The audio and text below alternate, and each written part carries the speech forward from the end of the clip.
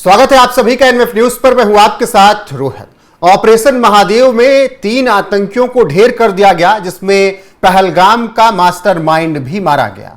और इसके बाद सदन में ऑपरेशन सिंदूर पर चर्चा भी हो रही थी। और अब ऑपरेशन सिंदूर पर चर्चा की जब दूसरे दिन अमित शाह आए तो उन्होंने सदन में जब बोलना शुरू किया तो विरोधी ने उन्हें टोक दिया। तो ऐसे में अमित शाह ने कहा, आतंकियों का धर्म देखकर आपको दुख क्यों हो रहा है? अखिलेश जी शांति से बैठ जाइए, हर एक जवाब मिल जाएगा। चर्चा करेंगे ऑपरेशन महादेव को लेकर और अमित शाह के सदन में बयान को लेकर, और ऐसा उन्होंने क्यों कहा, इस पर मेरे साथ हैं वरिष्ठ पत्रकार पंकज प्रसून। लेकिन चर्चा की शुरुआत करें उससे पहले सदन में अमित शाह ने क्या कुछ कहा वो सुन लीजिए। कौन? पाकिस्तान से आपकी बात होती है क्या? अरे बैठ जाओ भाई।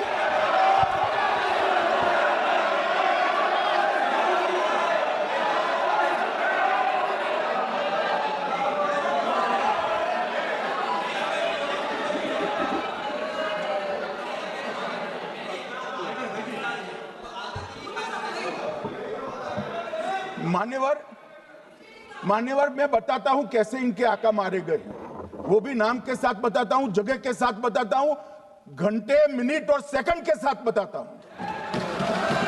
मान्यवर मैं तो अपेक्षा करता था कि जब एक सूचना सुनेंगे पक्ष विपक्ष में खुशी की लहर दौड़ जाएगी, मगर स्याही पड़ गई इनके चेहरे। क्या है मान्यवर, किस तरह की पॉलिटिक्स? भाई आतंकवादी मारे गए, आपको इसका भी आनंद नहीं है?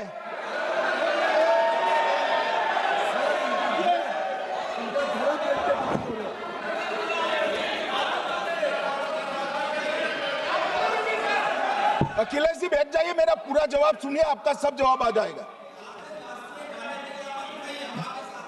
भाई आप आतंकवादियों का धर्म देखकर दुखी मत होइए।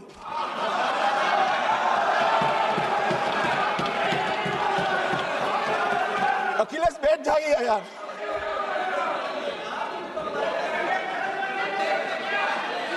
अखिलेश जी बैठ जाइए। पंकज जी, जिस तरीके से सदन में ये तीखी बहसबाजी हो रही, अमित शाह का कहने का मतलब क्या था? कुछ नहीं, जब वो जानकारी दे रहे थे कि मूसा सहित 3 आतंकी मारे गए तो अखिलेश जी ने उठकर पूछा कि आज ही क्यों मारे गए। अब इसका क्या जवाब हो सकता है? आतंकवादियों से पूछिए या सेना से पूछिए, यही दोनों ने किया है ना, 2 पार्ट तो यही है।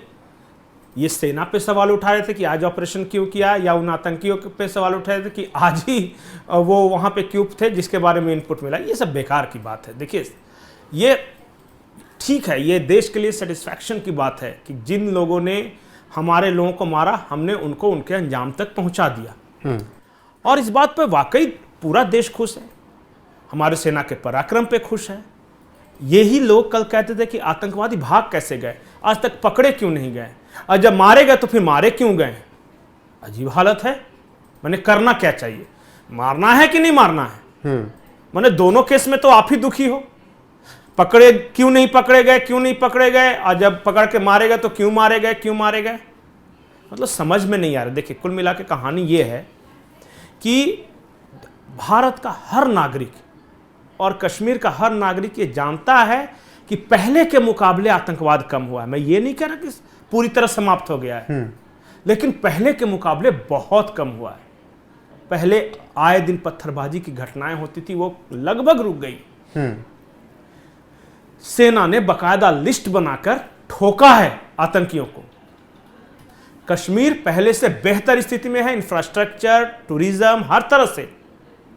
घटनाएं होंगी, वो भी कोशिश करेंगे, लेकिन कोशिश करने वाला बचेगा नहीं। इस बात को सुनिश्चित किया है भारत सरकार ने कि बेटा कर तो दोगे, लेकिन करने के बाद बस वही 72 हुरे मिलेंगे, दूसरा कोई ऑप्शन नहीं। लेकिन सवाल तो उठ रहा है कि क्या गारंटी है कि पाकिस्तान से ही आतंकी आए थे? पी चिदम्बरम कह रहे हैं।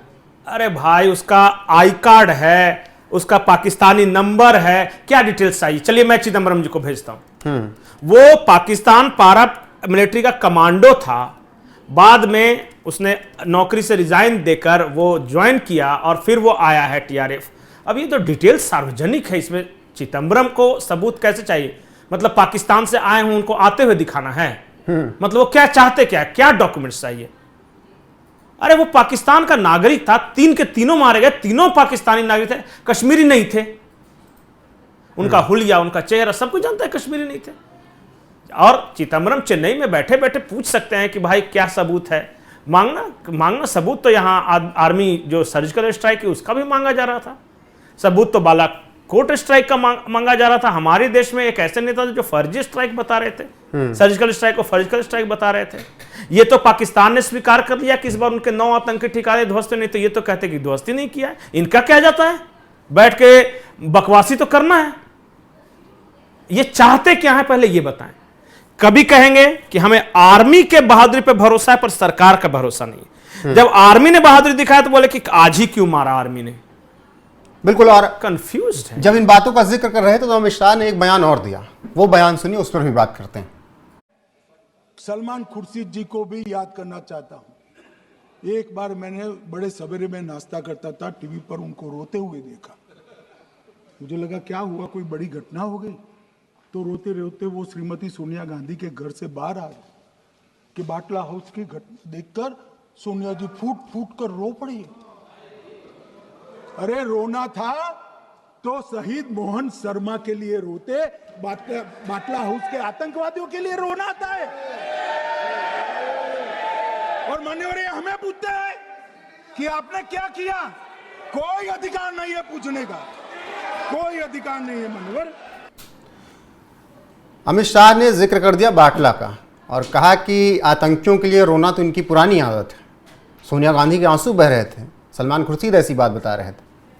नहीं, सलमान खुर्शीद का तो वो बयान है ना, ऑन रिकॉर्ड है। ऐसा थोड़ी है कि वो दबा छुपा बयान था। वो तो प्रेस में दिया गया था कि जब बटला हाउस एनकाउंटर के बारे में मैंने सोनिया जी को बताया तो वो रात भर पता नहीं 1 बाल्टी रोई कि 2 बाल्टी, उन्होंने कोई बाल्टी का जिक्र किया था, पता नहीं कितना बाल्टी आंसू निकले। शहीद मोहन चंद्र शर्मा जी। अच्छा बताइए, बटला हाउस में हुआ क्या था? खबर मिली दिल्ली पुलिस को कि वहां पे छुपे हुए आतंकी मोहन चंद्र शर्मा गए और अंदर से AK-47 की गोलीबारी शुरू हुई जिसमें ये शहीद हुए।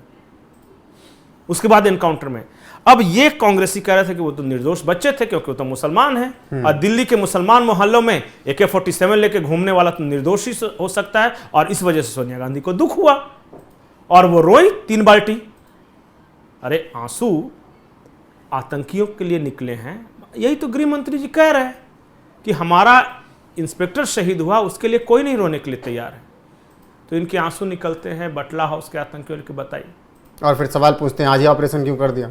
अब आज ऑपरेशन क्यों कर दिया, इसका जवाब कोई नहीं। देखिए इस बात, देखिए राजनीति होनी चाहिए, मुद्दों के आधार पे होनी चाहिए, पर यह नहीं कि हर मामले में, चाहे विदेश नीति के मामले में, सेना के मामले में, हर चीज में आप राजनीति घुसेड़ोगे ना तो आज बीजेपी की सरकार है, कल आपकी भी आएगी। ठीक है, अब देश आपको भी चलाना है। बिल्कुल आखिरी सवाल, ऑपरेशन महादेव जिस तरीके से चल रहा है, अचानक से जैसे ऑपरेशन महादेव का जिक्र हुआ, लोगों ने कहा ऑपरेशन सिंदूर तो चल ही रहा था, महादेव भी लॉन्च कर दिया, ये क्यों? नहीं, ये कोई ऐसा, देखिए सेना ऑपरेशन वहां कंटिन्यू चलाती है, जैसे उसको टिप मिलता है वो चलाती है। अब ऑपरेशन थंडरबोल्ट भी हुआ, ऑपरेशन स्टॉर्म हुआ, ऑपरेशन महादेव ऑल आउट हुआ, ऑपरेशन महादेव हुआ। तो ऐसा थोड़ी कहेंगे कि ये चल रहा है तो वो क्यों चल रहा है। नहीं, देखिए आर्मी के काम में इस तरह का कम से कम नहीं करना चाहिए कि उन्होंने ऑपरेशन क्यों चलाया, तो महादेव क्यों नाम रख दिया, तो सिंदूर क्यों ना। अरे यार, ये सब कुछ मामले ऐसे होते हैं ना जिसको राजनीति से दूर रखना पड़ता है। ठीक है, कल को जाके यही आर्मी वाले जब सुनते होंगे, अच्छा जान जोखिम में डाल के वो जा रहे हैं, आतंकियों के साथ मुठभेड़ चल रही है, आतंकियों को मार गिराया, और जब वो सुनते होंगे कि आज क्यों किया तो उसको कैसा लगता होगा बताइए। बिल्कुल, अब ये बातें तो आर्मी को अच्छा लगता होगा क्या? और देश की फौज कोई किसी पॉलिटिकल पार्टी की फौज तो है नहीं, वो तो देश की फौज है। और वो दिन तारीख देखकर तो ऑपरेशन करेंगे नहीं, जब टिप मिलेगा तब मारेंगे, जहां मौका मिलेगा वहां ठोकेंगे, इसमें क्या है। बिल्कुल, बाकी बने रहिए हमारे साथ। अमित शाह के एक बयान के साथ आपको छोड़े जाते हैं, आगे के अपडेट के लिए यहां पर आपको हर खबर मिलेगी। नमस्कार। और सुकूर, लाहौर, अरिफवाला, चुनेन, झकोकाबाद और नया चोर, ये 6 रडार सिस्टम भी उनके पूरी तरह से ध्वस्त कर दिए। 2 surface to air guided weapon Lahore और ओकारा में इनका जखीरा भी समाप्त कर दिया गया। और मान्यवर, ये ये हर चीज में पॉलिटिक्स करते हैं, हर चीज में। जब उन्होंने हमारे रिहायशी इलाकों पर हमला किया, फिर भी हमने इनके रिहायशी इलाकों पर हमला नहीं किया, सिर्फ इनके एयरबेस और एयर डिफेंस सिस्टम को निशाना बनाया और उनकी आक्रमण करने की क्षमता को पंगु कर रख दिया। हमारी पूरी सेना, पूरी वायुसेना, पूरी नौसेना अक्षुण्ण थी और उनकी हमला करने की क्षमता को हमने छिन्न विछिन्न कर दिया। पाकिस्तान के पास शरण में आने के अलावा और कोई चारा ही नहीं था। इसलिए मान्यवर, इसलिए 10 मई को डीजीएमओ ने, पाकिस्तान के डीजीएमओ ने भारत के डीजीएमओ को फोन किया और 5 बजे हमने इस संघर्ष को विराम किया। अब मान्य